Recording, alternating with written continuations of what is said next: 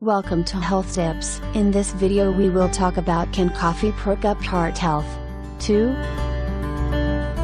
Caffeine in your morning cup of joe may do more than jolt you awake. It may also help dampen the type of inflammation that's linked to heart disease risk factors. A new study suggests researchers found that an inflammatory mechanism was dialed up in certain older adults, but not others. When it was highly activated, people often had high blood pressure and stiff arteries. But in lab experiments, there was evidence that caffeine blocked this inflammatory process. No one, however, is saying that morning cup of coffee is a magic bullet against aging. Still, the findings might help explain why past studies have linked higher caffeine intake to a longer life, said lead researcher David Furman, of Stanford University School of Medicine. The human body has probably hundreds of pathways that contribute to chronic inflammation and various diseases. According to Furman, we identified one of them, he said. Furman added that substances other than caffeine might influence the inflammatory process. He pointed to the well-known example of omega-3 fatty acids, nutrients commonly found in fatty fish, which can ease inflammation. A researcher who wasn't involved in the study also cautioned against making too much of the caffeine finding. What's really important is that the study points to some molecular targets for new treatments to fight chronic inflammation, said Gabrielle Fredman. Fredman is an assistant professor at Albany Medical College, in Albany, NY, and a grantee of the American Federation for Aging Research. Researchers have long believed that lasting, low-grade inflammation contributes to most age-related chronic diseases, including heart disease, arthritis, dementia and many cancers. Fredman noted that existing anti-inflammatory drugs have side effects, including immune system suppression, which aren't desirable in older adults. So, she said, scientists are trying to develop treatments that target specific culprits in the chronic inflammation process. Whether caffeine could be one of those treatments is unclear. There's some suggestion in this study that moderate caffeine might be enough to quell some of this inflammation,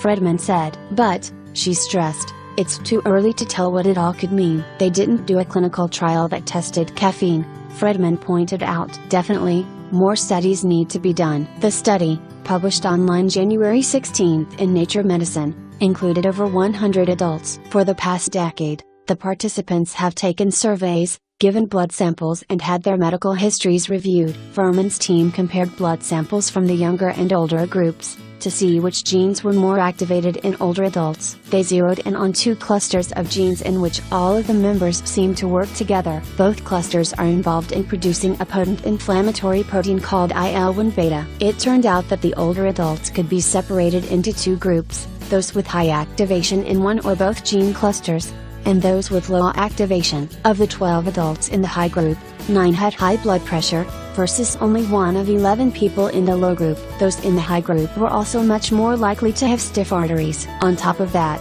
their blood tests showed differences. Older folks in the high group had higher levels of IL-1 beta. They also had higher levels of substances known as nucleic acid metabolites. These are breakdown products of the molecules that serve as building blocks for genes. So, where does caffeine fit in? Those in the low activation group drank more caffeinated beverages. That led the researchers to take a deeper look in the lab. First, they incubated immune system cells with the nucleic acid metabolites that were prevalent in blood from the high group. They found that the metabolites boosted activity in one of the inflammatory gene clusters. That, in turn, caused the immune cells to churn out more IL-1 beta. When injected into mice, the substances triggered widespread inflammation and high blood pressure. Next, the researchers incubated immune cells in both the nucleic acid metabolites and caffeine. They found that caffeine appeared to block the inflammation-triggering substances. According to Fredman, the results point to some targetable substances for anti-inflammatory treatments. Past research has shown that IL-1 beta tends to be elevated in people with cardiovascular disease,